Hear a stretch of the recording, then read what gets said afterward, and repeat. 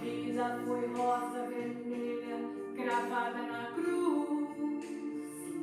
Quem passou por ele sentiu compaixão. A rosa murchando, sangrando, esvaindo em dor, perdendo a cor, sem respiração. Mas o seu perfume se apega à mão que esmagou, e quem a feriu concedeu perdão. Agora seu sangue vertendo, caindo no chão, 3 dias morrendo, oh que solidão. Terceiro dia o mundo encheu-se de flores e a rosa vermelha de novo brotou. Jesus é o lírio dos vales, a rosa de Saron, até seus espinhos são marcas de amor. Agora ele vive a plantar um grande jardim, e se você quiser, será uma flor.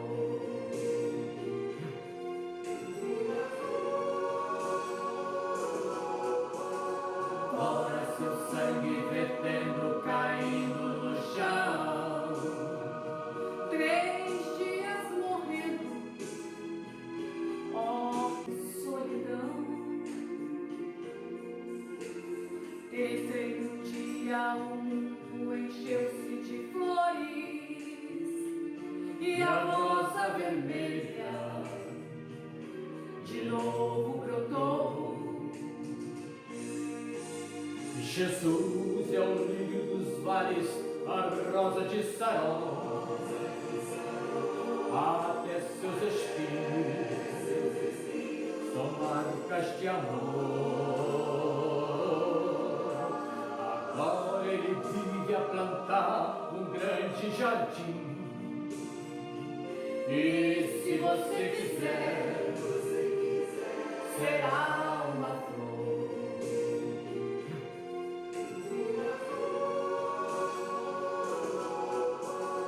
Agora seu sangue vertendo, caindo no chão, 3 dias morrendo, oh que solidão.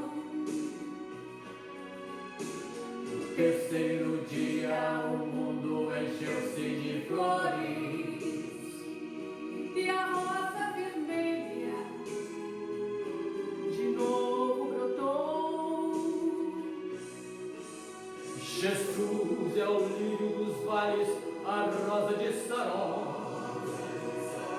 até seus espinhos são marcas de amor. Agora ele vive a plantar um grande jardim, e se você quiser, será uma flor. Jesus é o lírio dos vales, a rosa de Saron, até seus espinhos são marcas de amor. Agora ele vive a plantar um grande jardim, e se você quiser, será uma flor.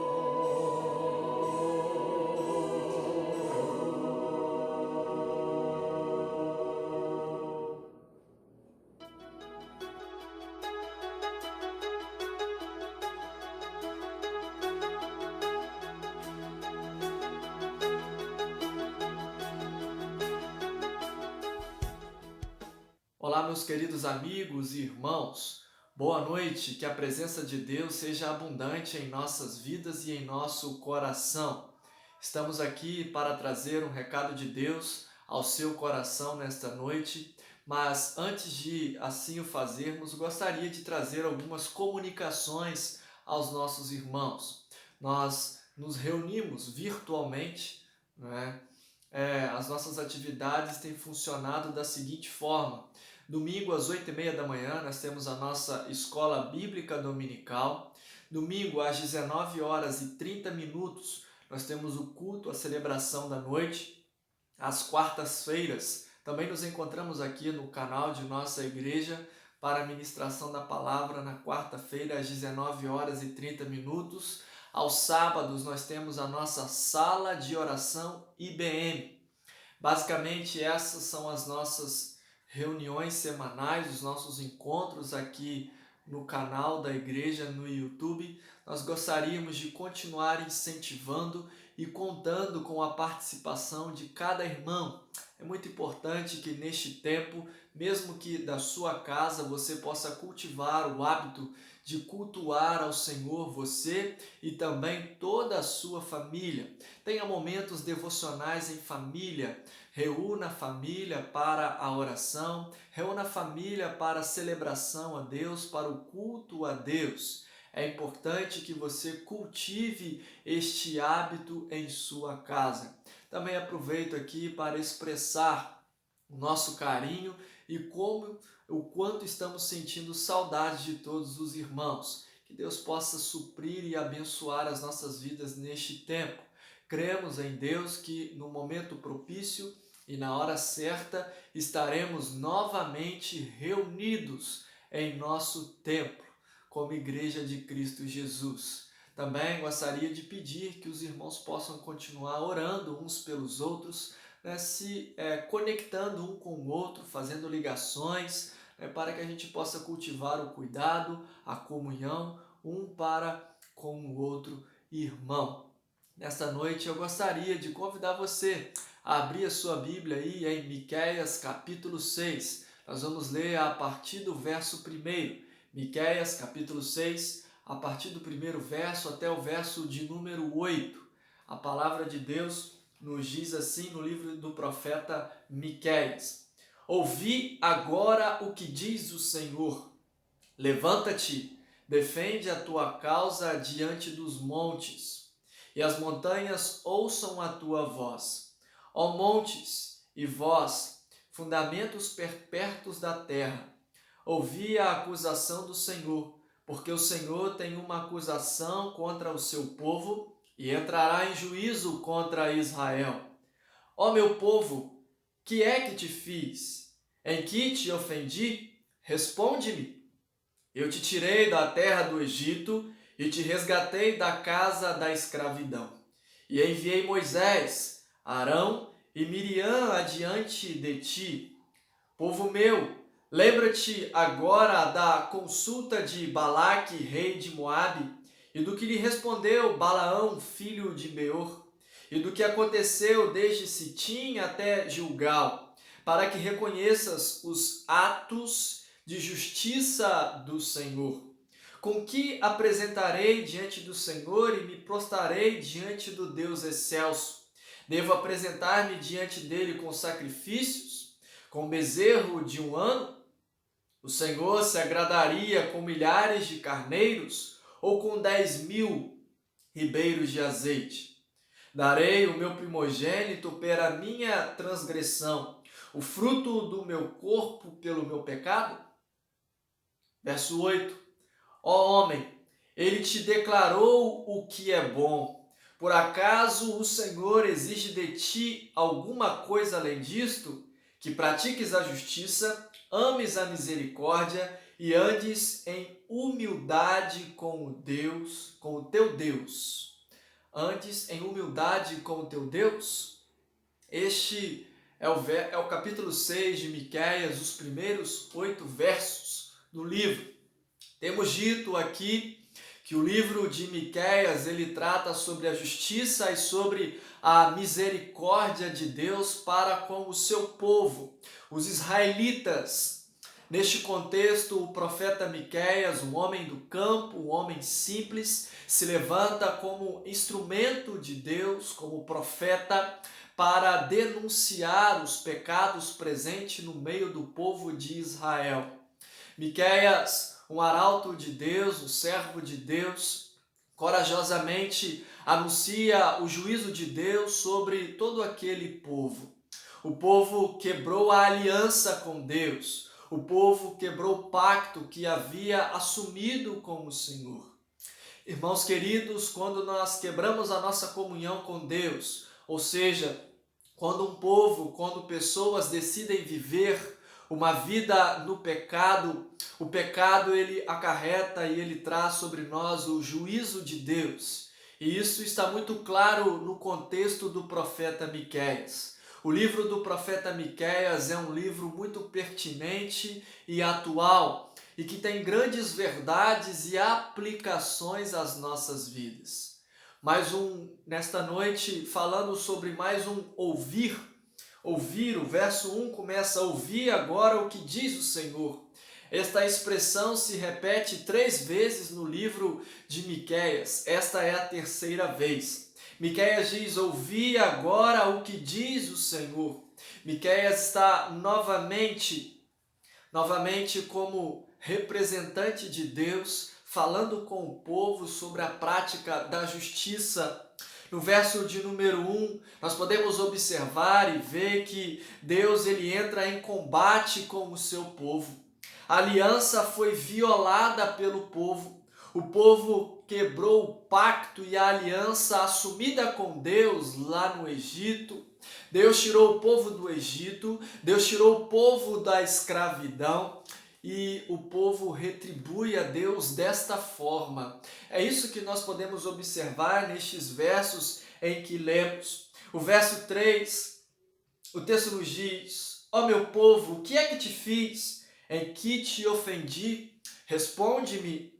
O verso de número 3 a número 5, de 3 a 5, o povo que tinha sido amado, e a gente pode perceber isso, ali o profeta faz uma retrospectiva com o povo que tinha sido amado, liberto, protegido e abençoado por Deus, volta as costas para Deus numa atitude de ingratidão, numa atitude de infidelidade. Diante de tantas bênçãos que Deus havia feito sobre a vida dos israelitas, os israelitas têm uma atitude de ingratidão para com Deus e de infidelidade para com o Senhor. E o verso de número 6, o texto começa a nos dizer o seguinte, com que me apresentarei diante do Senhor e me prostrarei diante do Deus excelso. Devo me apresentar-se diante dele com sacrifício, bezerros de 1 ano? Este é um questionamento que é feito. O Senhor se agradaria com milhares de carneiros ou com 10.000 ribeiros de azeite? Este é o questionamento que é feito e o verso de número 8, o texto nos diz, ó homem, quem te declarou o que é bom? Por acaso o Senhor exige de ti alguma outra coisa além disso? Que pratiques a justiça, ames a misericórdia e andes em humildade com o teu Deus. O desejo de Deus era que o seu povo pudesse viver em humildade. O desejo de Deus para com o povo, a vontade de Deus era que o povo pudesse praticar justiça. Nós já vimos que o povo se corrompeu, até os líderes daquele tempo haviam se corrompido e praticava injustiças. E a vontade de Deus é que o seu povo caminhasse em retidão, em amor, em humildade e em justiça. A vontade de Deus para as nossas vidas continua sendo que cada servo de Cristo, que cada servo de Deus ande desta forma, em justiça, em novidade de vida. A vontade de Deus é que nós não venhamos a ser religiosos, uma falsa religiosidade. A vontade de Deus é que nós possamos servi-lo de todo o nosso coração e de toda a alma. A vontade de Deus é que haja sinceridade em nossos corações. O verso de número 13, vai nos falar sobre a condenação do Senhor sobre toda a injustiça. O verso 13 do capítulo 6 nos diz: portanto, eu também te enfraquecerei, te ferindo e destruindo por causa dos teus pecados. Queridos irmãos, Deus ama todos nós, Deus ama os pecadores, mas Deus não tem pacto com o pecado. O Senhor repreende, o Senhor nos disciplina por conta dos nossos pecados. Nós devemos diariamente colocar diante do Senhor as nossas vidas, servindo com sinceridade, com verdade. A nossa decisão por Cristo precisa ser verdadeira, precisa ser autêntica. Precisamos verdadeiramente ter frutos que demonstre a nossa justiça e o nosso amor para com o nosso Deus. É isso que aprendemos com o contexto de Miqueias. Essas são as aplicações que devemos trazer para a nossa vida. Ao questionar que tipo de sacrifício eles entregariam a Deus, nós podemos tirar o aprendizado que o sacrifício, queridos irmãos, o sacrifício a Deus é inútil se não houver quebrantamento verdadeiro. É necessário que haja em nós quebrantamento diante de Deus. As práticas religiosas sem santidade de vida, ela é insuficiente e nós precisamos ter consciência disso. A vontade de Deus para as nossas vidas é que haja sinceridade em todos nós. Este também é um problema atual. Muitas pessoas levam uma vida aparente, de aparências, têm um comportamento aparentemente religiosos. Queridos irmãos, precisamos ter consciência de que Deus é onisciente, de que Deus é onipotente, de que Deus é onipresente. Ele tem todo o poder, Ele sabe de todas as coisas, Ele conhece a nossa mente e o nosso coração, e não é possível nós enganarmos a Deus. Por isso precisamos ser sinceros e verdadeiros no nosso relacionamento com Deus. O que Deus quer de nós é quebrantamento. O que Deus quer dos seus filhos, o que Deus quer dos cristãos neste tempo é uma vida coerente, é uma teoria coerente com a prática. Não pode haver uma vida dupla em nós. Precisamos ser sinceros, precisamos amar a Deus de todo o nosso coração e de toda a nossa alma, e precisamos externar este amor a Deus nas nossas atitudes. Deus quer sacrifício, sim, mas Deus quer também quebrantamento. Deus quer que nós venhamos a sermos praticantes. Queridos irmãos, precisamos ter consciência que as práticas religiosas sem santidade de vida é insuficiente. Ou seja, não adianta você ir à igreja, não adianta você acessar cultos online sem que você verdadeiramente viva isso, viva a palavra de Deus. É importante que a nossa teoria esteja em acordo com a prática. É importante que nós sejamos praticantes da palavra e não somente ouvintes. Este é o desejo de Deus para as nossas vidas. Deus quer nossas vidas, Deus quer nossa obediência. Dê a Deus a sua vida, ofereça a sua vida ao Senhor, viva em obediência a Deus. Dê o melhor da sua vida a Deus, o melhor da sua saúde, o melhor dos seus recursos ao Senhor. Viva em novidade de vida, ame a Deus, pratique a palavra de Deus. Esta é a vontade de Deus para as nossas vidas. Deus quer as nossas vidas, Deus quer a nossa obediência. Não basta apenas conhecer a palavra de Deus, mas se faz necessário que também venhamos a praticá-la, O conhecimento sem prática, ele é inútil, queridos irmãos. Portanto, nesta noite, que nós possamos entender a importância de sermos praticantes da palavra de Deus, vivendo em justiça, vivendo em santidade, vivendo em amor, vivendo em humildade ao nosso Deus. O salmista, no Salmo de número 139, No Salmo de Davi, ele termina o seu salmo, a sua poesia, dizendo o seguinte: sonda-me, ó Deus, conhece o meu coração, prova-me e conhece os meus pensamentos. Vê se há em mim algum caminho mau e guia-me pelo caminho eterno. Este era o desejo do salmista.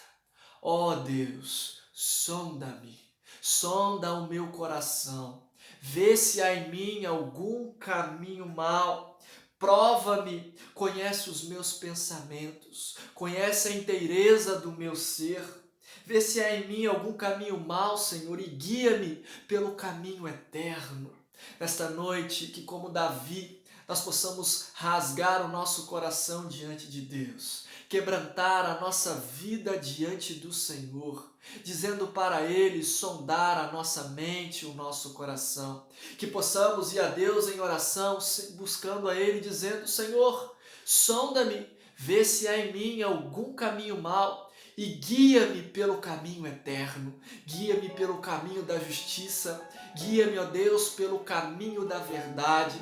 Que nesta noite nós possamos ser despertados como igreja de Cristo Jesus, a sermos praticantes da palavra e não somente ouvintes. Que o desejo do nosso coração possa de viver uma vida íntegra a Deus, uma vida inteira a Deus.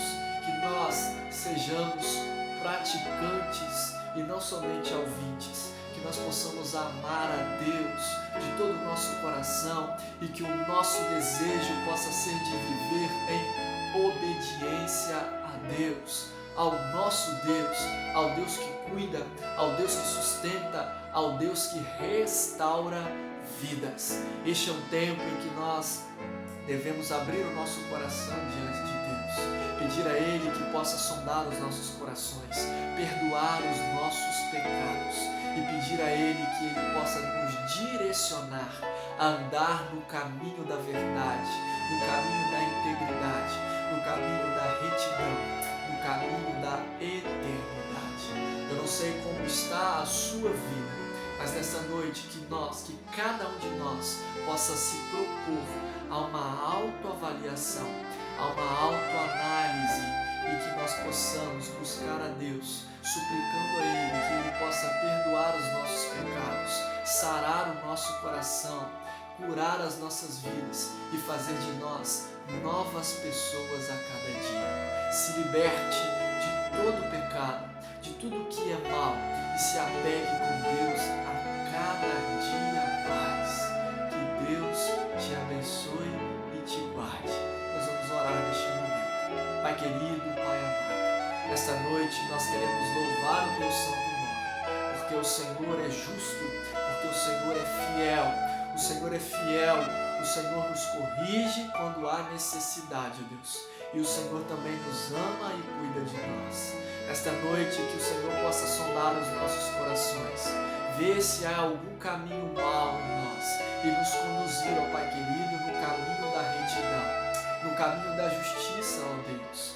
Pai, nesta noite que nós possamos ser despertados pelo Senhor e que nós possamos a cada dia mais amar mais o Senhor, viver em obediência ao Senhor, ter práticas que glorifiquem o Teu santo nome, ó Deus.